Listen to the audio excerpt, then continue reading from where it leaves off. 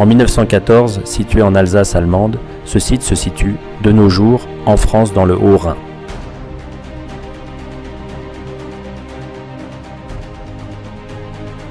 Avec un sommet à 956 mètres d'altitude, cette colline est un point stratégique idéal pour dominer le plateau alsacien. Avec pas moins de 6000 abris, 90 km de tranchées, cette colline est un site majeur de la Première Guerre mondiale. Français et Allemands y livrent des combats acharnés, essentiellement durant l'année 1915, pour quelques morceaux de montagne. Appelée aussi le Vieil Armand, les poilus la nommeront aussi la mangeuse d'hommes suite à la violence des combats. Durant l'année 1915, le sommet changera de main à plusieurs reprises suite à différentes contre-attaques françaises et allemandes. Ces attaques résulteront par la perte de plusieurs milliers de soldats pour quelques mètres de territoire.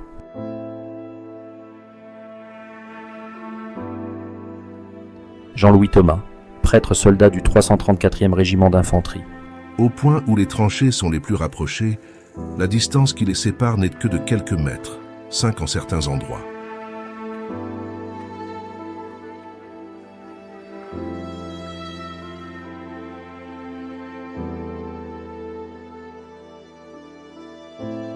Paul Gradel, commandant du 229e régiment d'infanterie, extrait d'une lettre à sa femme. Avec ce dégel et cette pluie, on trouve de tout. Des corps, des ossements, des équipements que la terre rend dès qu'on creuse dans cette pommade. Tout ce que l'imagination peut concevoir d'horreur se trouve dans cet espace maudit.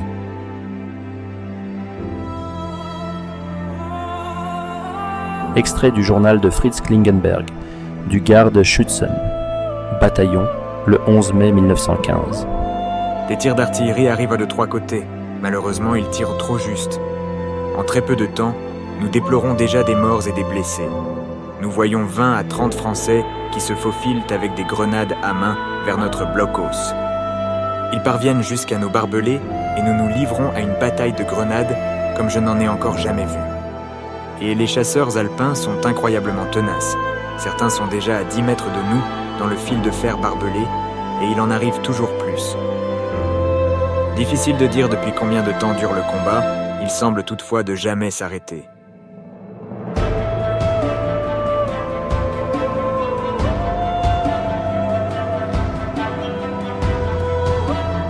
De nos jours, rien ne pourra faire ressentir la souffrance, l'horreur éprouvée par tous ces soldats.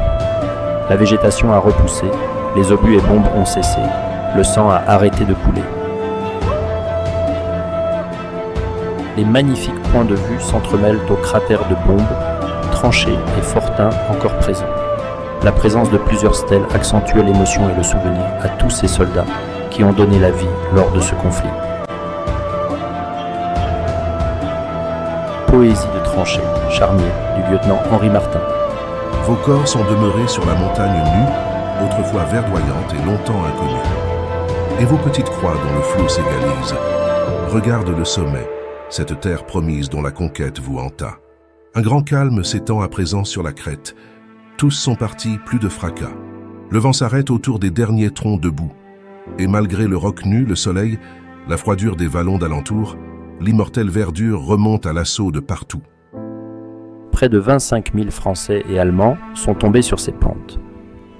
Aujourd'hui, le cimetière regroupe 1640 soldats français tombés pour la France.